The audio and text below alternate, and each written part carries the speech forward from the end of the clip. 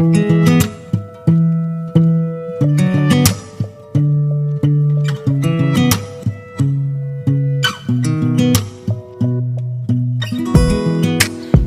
Alsina i Bilbeny, nascut a Arenys de Mar.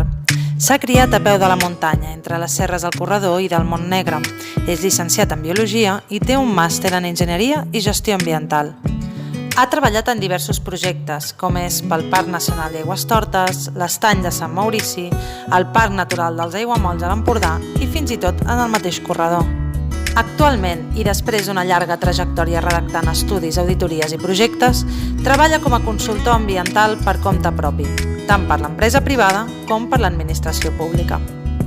Finalment, té un rol important com a guia naturalista arreu de Catalunya, però també a paradisos naturals de Polònia, Romania, Bulgària o Bielorússia. Una dada que és ben desconeguda a casa nostra és que a Catalunya el bosc està en un 85% en mans del sector privat. Moltes persones utilitzen, pensen i creuen convincentment que el bosc és de tots i que, per tant, la seva explotació i conservació passa en mans de tothom. És realment així, Pere? No, no és així. Això arrenca de fa molts anys, no? Hi ha hagut frases ben intencionades. El bosc és de tots i si diem que és de tots, tothom se sentirà partícip a l'hora de defensar-lo. Són frases ben intencionades però que no s'ajusten a la realitat. La realitat que el bosc pertanyen sobretot a l'empresa privada. Cada tall de bosc té al darrere un propietari amb noms i cognoms, amb algunes excepcions de boscos que són o bé d'alguna administració pública, hi ha boscos que són de la Diputació, de la Generalitat, o bé boscos comunals, sobretot en terres pirinenques, on el bosc pertany a tota la municipalitat, el bosc o el parat, perdó, on hi ha un altre sistema de gestió comunal, d'entendre's entre tots, i això, però que en general a Catalunya, aproximadament, parlo de memòria, sobre el 85% del bosc està en mans privades.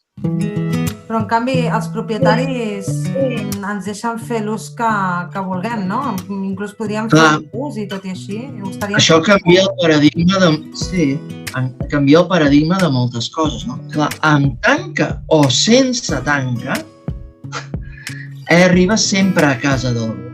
I aquesta casa d'algú, fins ara, permet que no només hi passegis, sinó que li agafis els bolets, la molsa pel pessebre, en alguns casos la llenya, però que el propietari no en treu ni un determinat percentatge d'agraïment.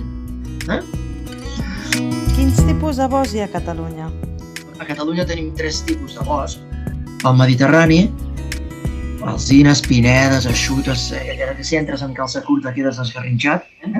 Els centreeuropeus, els boscos de Robin Hood, de Bambi, de les fagedes, que pots entrar amb les mans a la butxaca i caminar-hi plàcidament, la que tothom tindria la imatge de la fageda de Santa Fe del Montseny, serien els boscos, que aquests són més rendibles econòmicament, i un tercer tipus de bosc, els boscos subalpins, que són aquells últims que arriben allà on s'acaba el bosc, de 1.800 metres a 2.200, i allà hi ha el pi negre i unes abatoses entremig, que arriba allà, més enllà d'allò ja no creix el bosc. Ens centrarem sobretot en els mediterranis, perquè són el 70-75% dels boscos de Catalunya. Avui dia el bosc ha passat de ser un bosc productiu a un bosc lúdic i social. A causa de què és degut aquest canvi de funció del bosc? Jo hi apuntaria 4 causes que hi actuen en diferents ordres d'intensitat. El primer, la filoxera. La filoxera és una senyora xinxa, un insecte, perdó, que entra a la Catalunya espanyola des de la Catalunya francesa, entra a Catalunya a finals del segle XIX, i que acaba amb la gran majoria de vinyes del país. Aleshores, els que se'n poden sortir d'això només són els grans propietaris o aquells que tenen una varietat de cep resistent a la filoxera, que són molt pocs. Quina és la conseqüència de la filoxera?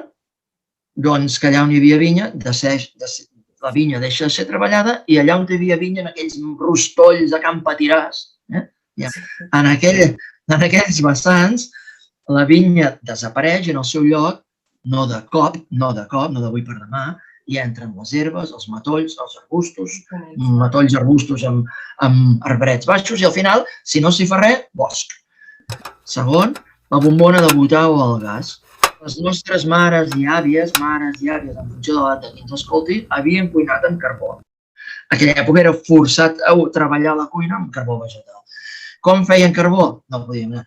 Senyors que vivien tota la setmana a bosc, tallant soques de roure, d'alzina, fins i tot de suro en algun cas, d'arbós, de bruc, i fent carbó vegetal o carbonet. L'entrada del gas acaba totalment, aquest sí que es pot dir, totalment amb el negoci del carbó en Catalunya. I de resultes d'això que el bosc creix en superfície, no. Ho dic de broma, s'engreixa el bosc. Allà on aquella hectàrea d'alzina, que hi havia un senyor tallant per fer carbó, aquest senyor desapareix i aquella hectàrea d'alzina, aquell mateix tall de bosc, passa a pesar més. El tercer factor és la industrialització del país, dona més rèdit que jupir l'esquena cada dia pencant, que la pluja, la calamarsada. I quin rèdit econòmic treus de la teva parcel·la? Depèn de l'any, depèn de si és bo de pluja, si és dolent. I me'n vaig a treballar aquella època sense atur a la fàbrica de Sentmenat, on de dilluns a divendres, ara vaig de dilluns a dissabte, i, escolta, un cop signo el contracte, a mi em cauen tants de diners, plogui, nevi, faci sol, hi hagi boira, sempre el mateix. I això despobla part de la muntanya. I de retorn, amb un efecte indirecte del despoblament, aquell senyor que tenia aquella mas amb aquells marges els abandona i creix el bosc. I el quart factor és contrari a tots aquests, és el 600. I el 600 té l'efecte contrari. De dilluns a divendres treballo a l'empresa i dissabte i diumenge. O bé una tarda lliure, agafo el cotxe i amb un cop de gas em planto a Gallifa, a Sant Miquel del Fai, a la Torrassa del Moro. I aleshores algú que... Home, ja hi anàvem abans també en aquests santuaris. Oh, i tant que sí. 2 cops l'any, depèn de l'emplec, un cop l'any, a peu, la mica d'aigua i vinga, 1 hora, 2 hores, 3 hores de camí per arribar allà dalt, ballar sardanes, anar a ofici, fer el que s'hagi de fer, socialitzar-te i tornar a baixar aquelles 2 hores, hora i mitja, 2 de camí. I si anava un cop l'any o 2. I a més que passa als caps de setmana, no? Que suposo que això... En cap de setmana, concentrat amb l'horari, la gent no hi va a les 4 del matí, una massificació dels llocs en 2 dies de la setmana i, sobretot, diguem-ho clar, de 8 a 4 de la tarda o de 8 a 5 de la tarda, no? I només això, la persona que arriba, que no ho he esmentat, no té cultura de bosc.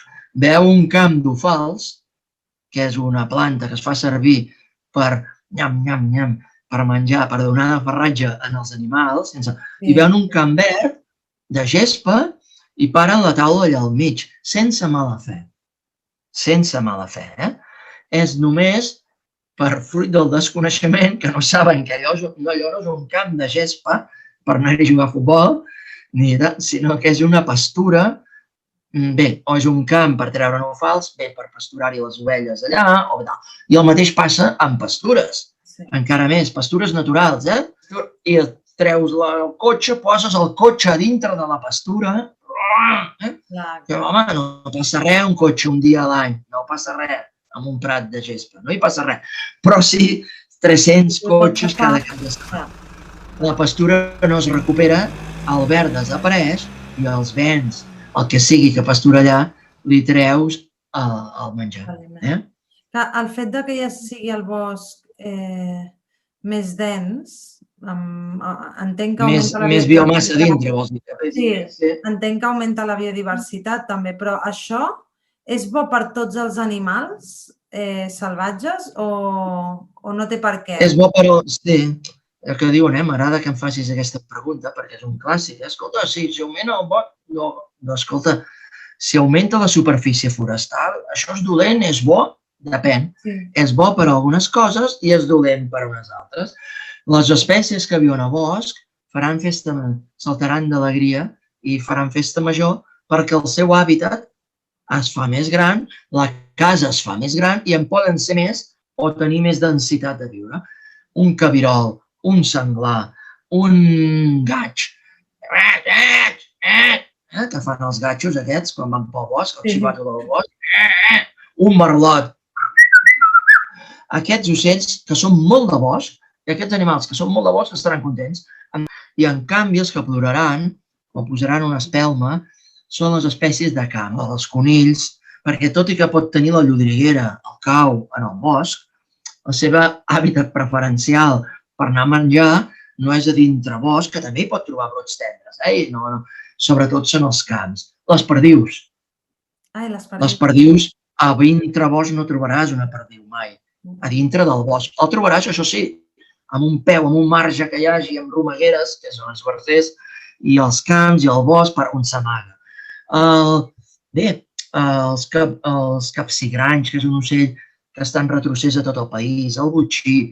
De fet, a Catalunya, si ens imaginem un gelat de 3 colors, però no els 3 colors posats amb làmines, com el Contessa, sinó en planta, on el color gris és la zona urbana, urbanitzada, perdó.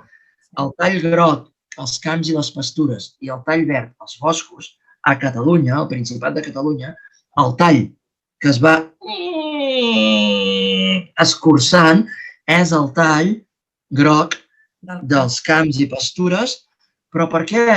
Per 2 motius. Perquè el tall verd va augmentant, perquè se'n van la gent que treballava als camps, desapareix o no els treballa, i atenció, i l'altre tall, el gris, que apreta, prem per l'altre cantó per fer les zones ballesanes, a les planes sobretot, allà on hi havia aquella vinya, on hi havia el camp d'ordi, de raïgràs o de civada, pum, un polígon industrial, pum, unes casetes aparellades per les famílies felices que hi visquin. Imagino que gestionar aquestes àrees de bosc, ara em centro en el bosc, aquestes àrees de bosc que estan cada cop extenent-se més i sent més denses, suposo que passa per als agents rurals, però imagino que en número deu ser complicat. Sí, en Martí Boada, que és un savi de la natura més enllà dels títols acadèmics que té una frase que sempre molt bona que diu que Catalunya és un país que té bosc que no ho sap. Però ho expressa irònicament. Catalunya juga a la Champions League de superfície forestal, percentual, en tall percentual, de tota Europa. Legalment a Catalunya, obro un petit parèntesi tècnic, legalment a Catalunya, forestal és tot allò que no està ni urbanitzat ni treballat agrícolament o de pastura. I per tant, a Catalunya la superfície forestal és aproximadament un 65% del país, que estan sobretot en mans privades. I deies abans, i ara perdó que em mateix, la gestió correspon als agents rurals? No, la vigilància. La gestió a qui pertany? El propietari. El propietari. Clar. I el propietari quina gestió pot fer? La que ell vulgui amb un marc normatiu d'unes lleis i tal. Però quina és la que passa sovint? No fer res. I no fer res, però no fer res per què? Diu, no fer res perquè no em surten els números, o perquè no ho vull, o pel motiu que sigui, perquè és casa meva, no ho faig. Torno a dir, els mediterranis, en molts casos, no ho podria dir en percentatge, en molts casos la gestió que es fa és la no gestió. Justament en relació amb això que comentem dels propietaris, imagino que els propietaris de boscos antigament devien guanyar diners amb la producció de fusta o biomassa, però avui dia, vull dir, òbviament, poden haver-hi persones filantròpiques que vulguin preservar el bosc i no dubto que hi haurà propietaris que mantenen les seves propietats de bosc per aquesta visió més filantròpica de la conservació. Però tot i així, sent realistes, a mi m'agradaria saber una mica, si saps, com se senten els propietaris enfront d'això, no? Perquè, clar... Els boscos havien donat diners. Ara en donen molt pocs, però m'agradaria fer un apunt sobre això també, que és la propietat forestal mitjana a Catalunya. La propietat mitjana forestal a Catalunya és petita. Vol dir que hi ha molts propietaris? Sí, està atomitzada. En el Montnegre o a les Gavarres, si ens posem a comptar propietaris, en trobarem molts, una plèiade. Retornant a la pregunta en qüestió de com se senten. Home, se senten que tenen normalment per herència, tampoc tinc la dada, jo soc molt de dades, com vas dir, no tinc la dada, però per herència gairebé tots. Aleshores, què es troben? Que tenen un bé que dona uns rèdits, depèn de cada cas, nuls, que en treuen poc benefici econòmic, o gens, en alguns casos, i que de vegades comporta pèrdues, perquè hi arriba un senyor per allà i els hi destrossa aquella tanca. O els hi fa malbé un camí, de vegades involuntàriament i de vegades voluntàriament, perquè per vandalisme els hi trenquen el barri. El barri és la porta d'entrada. Aleshores aquest senyor s'ha de gastar, què val un barri? 50 euros? No, refer una porta, refer un març, refer una paret, de seguida són 600 euros, 1.000 euros, o sigui, que tenim un bé que en traiem poc rendiment, que per ara deixem que la gent entri gratuïtament, agafin els bolets, ens furtin els bolets, una mica de llenya per la barbacoa, no en trec ni un miserable cèntim d'euro i ai las, no només no entren diners, sinó que per accident o per vandalisme, fins i tot puc perdre diners. I l'administració no para de posar-me pegues de la propietat entre això. Una cosa que ho diem molts propietaris, ho entens, és gent sol ser gran, que no paren d'haver-hi requeriments administratius de protocols, que ara has de donar d'alta això, ara arriba, s'acaba el termini. Jo tot això entenc que he treballat a les dues parts, per tant, ara abans de les cremes forestals la gent agafava un propietari i cremava quan li venia de gust. I aleshores s'escapava una guspira, l'administració diu això no pot ser, hem de controlar cremes de rostolls, i ara em fan fer un tràmit que el meu avi en sa vida havia fet, que l'avi... I per tant hi ha una pugna entre... Però se senten desatesos que des de dalt l'administració els apreten amb tramitacions, càrregues impositives, és baix, el sòl rústec no es carrega si et canvien de qualificació urbanística i el sòl rústic te'l passen a ser urbanitzable, de seguida el vols urbanitzar perquè el que pagues és tan gran que vols que s'urbanitzi. Pere, està augmentant el risc d'incendi? El risc d'incendi forestal està augmentant per diverses causes. Tenim més bosc, com apuntes, el bosc està més gras per dintre, més biomassa combustible. Tenim que vivim en un clima mediterrani i tenim factors meteorològics i tenim que hi ha migracions massives, milers de persones sense cultura de bosc. Tot això fa un còctel que, com m'apuntes, dels anys 70 ençà ha disparat el risc d'incendis forestals. Davant de tot això, quines solucions tenim al nostre abast? Clar, una solució que veig així d'entrada és, i també en relació amb aquest aspecte que estem parlant dels propietaris, és trobar de quina manera podem produir a través del bosc, produccions al bosc, que puguin conviure de manera sostenible amb la biodiversitat que s'amaga dins seu, i que, per altra banda, pogués ajudar aquest propietari que està, d'alguna manera, patint les conseqüències de tenir un terreny. En principi, el bo de cara al futur hauria de ser poder-lo conservar de manera sostenible i disminuint aquest risc d'incendi, o sigui, tenint-lo controlat o gestionat, però que alhora el propietari no se senti desemparant. Quines activitats es podrien dur a terme? I també l'altra pregunta és que de les que ja es fan, per a quines creus que no van enlloc?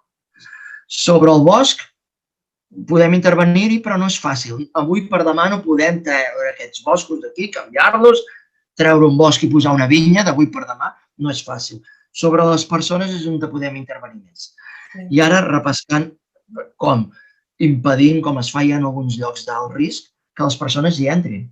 Fins i tot s'ha arribat ja a Catalunya a l'extrem, Cap de Creus, que no hi pugui haver-hi trànsit rodat, motoritzat, en determinades èpoques de l'any, a cap pista.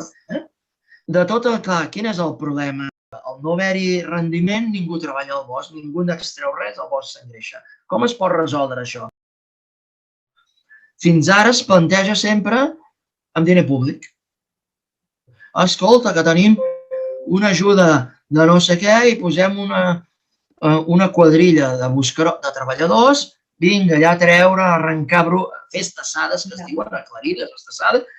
Això és possible? Sí que és possible, només és una qüestió de diners.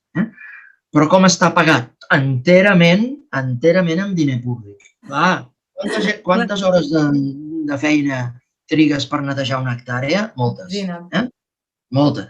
Ja no hi ha els diners. Oh, i tant, qui són? Però s'apliquen en altres llocs i aleshores si els has de posar aquí, hauries de treure-los d'altres llocs d'ensenyament. Per tant, aquesta d'això és la solució clàssica d'ara. Hem de mirar... No anem bé per aquí. Entraríem en un altre camp, no? Els subsidis serveixen normalment per dilatar allò inevitable. Aquesta és una mesura. Altra, més, és dir, escolta, hem de trobar alguna manera que... La solució per mi seria que només amb l'activitat privada això es reactivés. Però hi ha un pas intermedi entre la solució d'ara, que és 100% diner públic, i la solució que jo preconitzo i m'agradaria retornar en una època on el rèdit econòmic fos tan gran que sense ajuda pública de cap mena allò tirés endavant, hi ha un pas intermedi que pot ser un ajut. Per exemple, una cosa, biomassa forestal, ramaderia extensiva s'està provant, ramats pasturant a dintre bosc. Què té de bo això? Que aprimen el bosc, o sigui que fan, entre moltes cometes, no es mengen un tronc d'arbós. No. Netegen. Però brostegen i fan que el bosc s'aprimi. I el pastor que et serveix també de guaita vigilant. Però allà cap on hem d'anar és cap al I+D. A la investigació, que és el que està fent el CREAF, el Centre Tecnològic i Forestal de Catalunya i altra gent, que és trobar, a través de la investigació, noves aplicacions d'alguns dels productes forestals.